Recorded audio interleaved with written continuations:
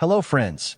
Today we will talk about an artist who knew how to transform ordinary moments of life into eternal stories full of light, charm, and human emotions. This is the story of Vittorio Matteo Corcos, an Italian artist who gave us a delicate yet penetrating world of female images, where every glance speaks louder than words. In this video, you will learn how a young man from a small Tuscan town became one of the most famous portraitists in Europe and what was behind his flawless paintings. Vittorio Matteo Corcos was born on October 4th, 1859, in picturesque Livorno, Italy. From childhood, he was fascinated by drawing, and this talent was noticed early on. His parents, although not wealthy, supported their son's desire for art.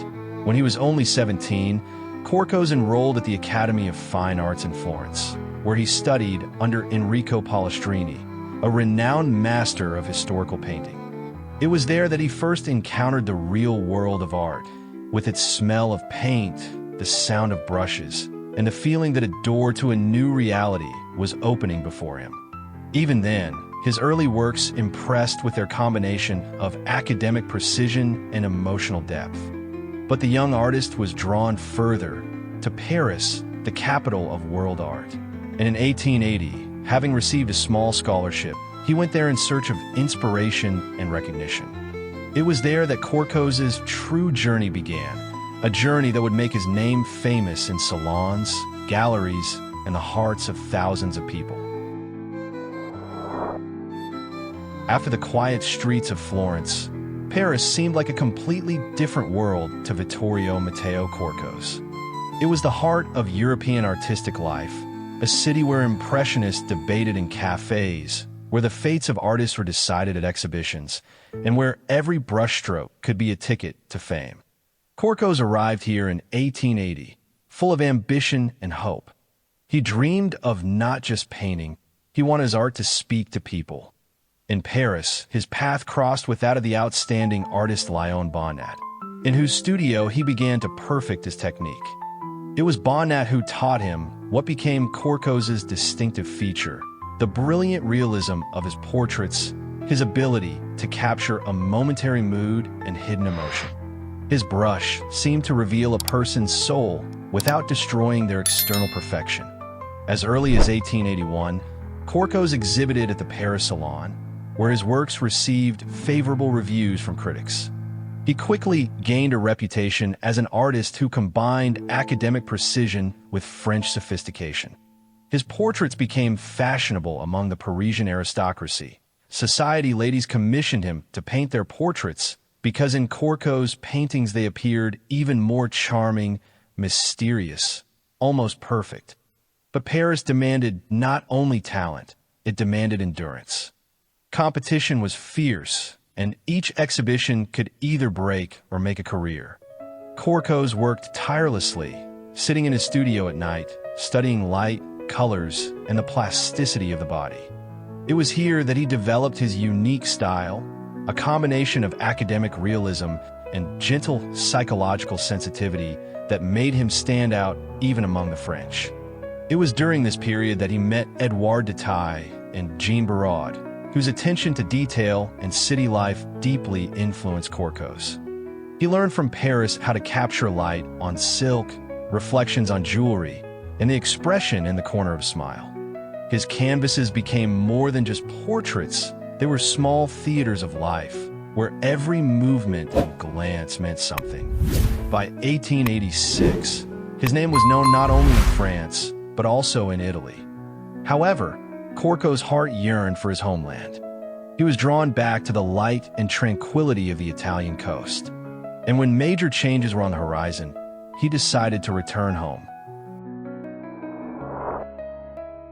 Returning to Italy in 1886, Vittorio Matteo Corcos brought with him not only his Parisian experience and refined technique, but also a deep understanding of human psychology. His style became recognizable. It was the brilliance of academicism, but with the soul of a living person.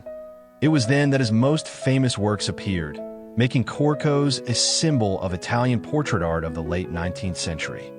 He settled in Florence, where he quickly became a favorite of the local aristocracy.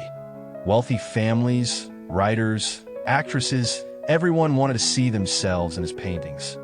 But Corcos was most famous for his portraits of women. He painted not just beauty, but character. His women are strong, self-sufficient, full of deep thoughts, and at the same time gentle charm. The following year, the artist converted to Catholicism in order to marry Emma Gabatti, who introduced him to high society, including Carducci and D'Annunzio. In aristocratic circles, Corcos' paintings, especially his portraits, were very popular, and commissions poured in for the artist. In Germany in 1904, Vittorio Corcos painted portraits of the Empress, Wilhelm II, and many influential figures, as a result of which he gained great popularity. His works began to be purchased throughout Europe, and art magazines called him the Italian poet of the brush. During this period, he traveled frequently between Rome, Florence, Venice, and even Livorno, where he found new subjects for his portraits. Although his painting remained faithful to academic principles, the spirit of modernism was increasingly evident in it. Lightness, erotic sophistication, attention to detail in fabrics, flowers, and jewelry. The theme of female independence and the inner world played a special role in Corcos' work. At a time when most artists depicted women only as objects of beauty, Corcos painted them as individuals with pride, doubts, and dreams. His models do not simply pose. They look at the viewer as if asking, "Who are you really?" This became a key moment in his career. In Italy, he began to be considered an artist of a new generation, one who managed to combine the elegance of the past with the sensuality of the present. His exhibitions in Venice and Rome were hugely successful, and his paintings adorned the salons of European collectors. But the real triumph was yet to come. In the next part, we will talk about how Corcos became one of the most famous portraitists of his time, whose works still impress with their realism, depth, and genuine emotion. At the turn of the century, Vittorio Matteo Corcos was already a living legend. He was known not only in Italy, but also in France, England, and even the United States. His works adorned exhibitions at the Venice Biennale, in salons in Paris and Rome, and critics called him an artist who managed to stop time on canvas. Corcos continued to paint the same graceful, mysterious female images, where poetry could be felt in every movement, in every glimmer of fabric. He did not chase the avant-garde, did not try to break with tradition. On the contrary, he remained faithful to the idea of beauty. His world was full of harmony, light, and peace, like an echo of the best aspects of the 19th century. His works seem to say to us, "Stop, enjoy the moment before it disappears." The artist died on November 8th, 1933, in his beloved city of Florence, leaving behind hundreds of paintings, which are still preserved in museums in Rome, Paris, Milan, and in private collections around the world. His paintings are not just portraits of women. They are a reflection of a time when art was the language of the senses and the artist was the confessor of the human soul. Friends, if you watched this video to the end, thank you very much.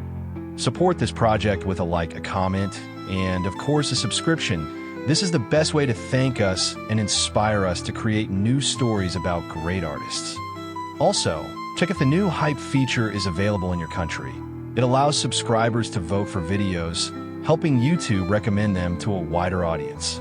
Your vote really matters, and perhaps it will help someone else discover the magical world of Vittorio Matteo Corcos, an artist who taught us to see beauty even in silence.